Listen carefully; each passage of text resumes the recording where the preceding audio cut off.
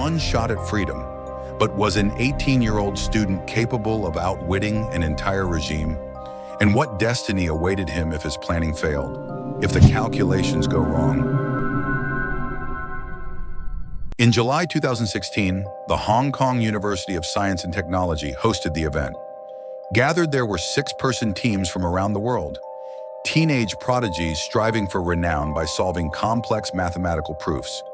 Ostensibly, Ri Zhongyol was merely another participant diligently writing down equations. Internally, however, he was pre-calculating an escape where every variable could kill him. His current competition was for something far greater than medals. The North Korean team was kept under lockdown protocols. Upon arrival, the head coach had confiscated all passports. They were without mobile phones and were not permitted to move unescorted. A handler, officially designated by the government, watched their every move. The atmosphere felt less like an educational excursion and more like a school field trip crossed with a hostage situation. Ri maintained his facade, smiling and appearing to be the committed student, all while searching for vulnerabilities in the security measures. The schedule was inflexible. Contests during the day, followed by group activities and strict curfews at night. The moment the competition concluded, they would be immediately put on a plane back to Pyongyang. He knew his window of opportunity was tiny, but Ri began to spot flaws. The Olympiad grounds were not a correctional facility. Faculty and non-uniform volunteers moved freely. There were no armed guards in sight. While the North Korean instructors were stern, they lacked formal security training. They were unarmed and relied primarily on intimidation and routine. Furthermore, Hong Kong stretched across numerous islands and districts. Unlike Pyongyang's highly structured grid, you can vanish here. As the exams proceeded, Ri honed his escape strategy. The initial phase was to slip from the dorm after everyone sleeps. The next involved reaching Hong Kong International Airport, a place bustling with global tourists, critically including South Koreans. The final step was to locate a South Korean individual who could link him to their consulate. He was unaware of the consulate's address and unable to search online because they have no devices. The airport represented neutral territory, offering maps, ticketing agents, and possible helpers. It was a desperate gamble, but his only option. Throughout the days filled with competitions and official ceremonies, Ri maintained his outward composure.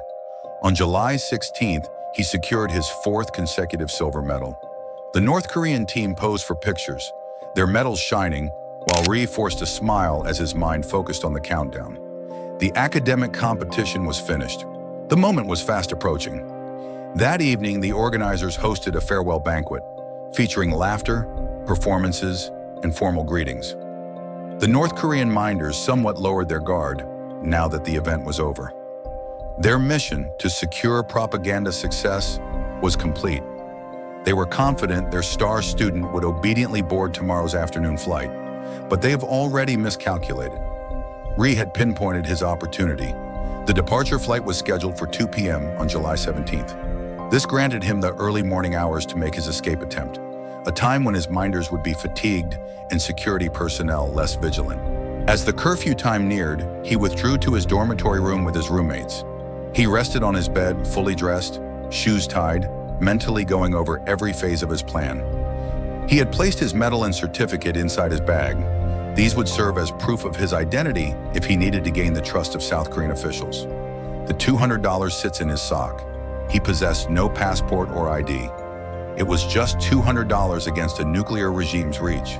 It wasn't much, but it was all he had. Around 2 a.m., complete silence descended.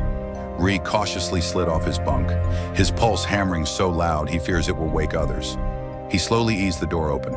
The corridor was deserted, free of security personnel or cameras, illuminated only by faint exit signs.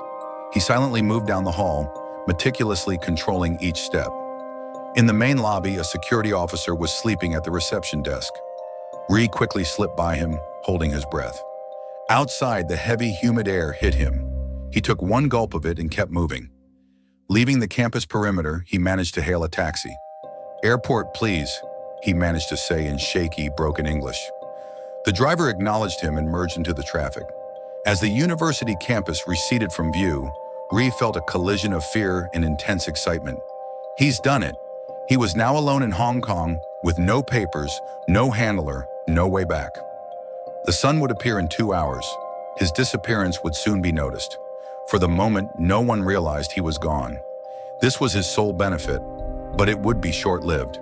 He nervously looked at the car lights behind the taxi. Is anyone following? For the first time ever, he was both unbound and entirely isolated. What awaited him once he arrived at the airport? And would he find assistance there, or merely a trap?